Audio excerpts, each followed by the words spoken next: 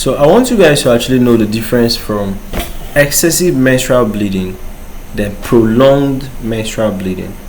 Yes, the two of them they will lead to you losing so much blood, but the difference is that in excessive menstrual bleeding you are losing a lot of blood within a short period of time, while in prolonged menstrual bleeding you are losing blood.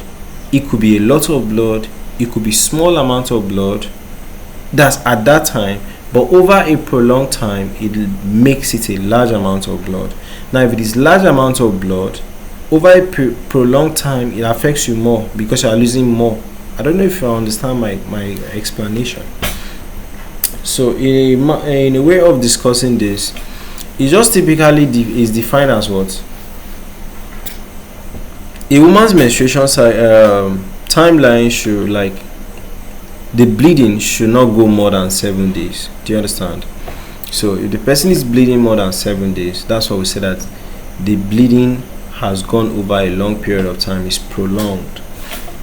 So it's common but potentially serious symptom. It deserves careful evaluation. It can be a sign of hormonal imbalance, structural abnormalities, systemic illnesses, or even shows that there's cancers. So key features: there's bleeding more than 7 days.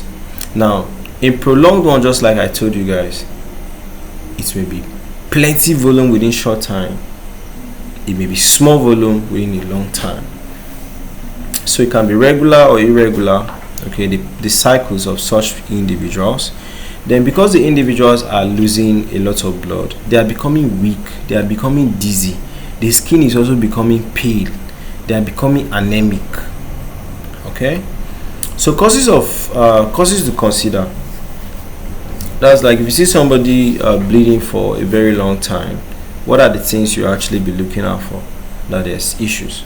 So uterine fibroids or adenomyosis, endometrial polyps, endometrial hyperplasia carcinoma, polycystic ovary syndrome, pelvic inflammatory disease. There's sometimes maybe the person has some 1 or 2 contraceptive side effects. They're using contraceptives, so you have the side effects coming in. So issues you can actually be suspecting from the system is things like thyroid dysfunctions. Maybe the person just generally has issues with clotting, liver diseases affecting clotting factors, renal disease. Sometimes you have issues from complications from surgeries. Maybe the person has taken some drugs that are stopping blood clotting, that's anticoagulants, hormonal therapy, intrauterine devices. So this is small bleeding,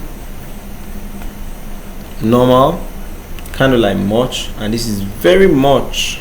Okay, so if somebody is bleeding so much, you might actually want to do a complete blood count to check if the person has lost so much blood, coagulation profile, thyroid function test, pelvic ultrasound, just to see if there's any issues with the uterus or ovaries, endometrial biopsies, then STIs. You're trying to check out for the sexually transmitted infections. This is because pelvic inflammatory disease might be suspected. So treatments, you are dealing with bleeding and pain and inflammation here. So you are using non-steroidal anti-inflammatory drugs, tranexamic acid, contraceptives, iron supplements. This is because the person has lost so much blood, lost so much iron, so it's iron deficiency. So surgical options like endometrial ablation, myomectomy, hysterectomy. That one, all of them are suspecting either cancers or fibroids. Okay.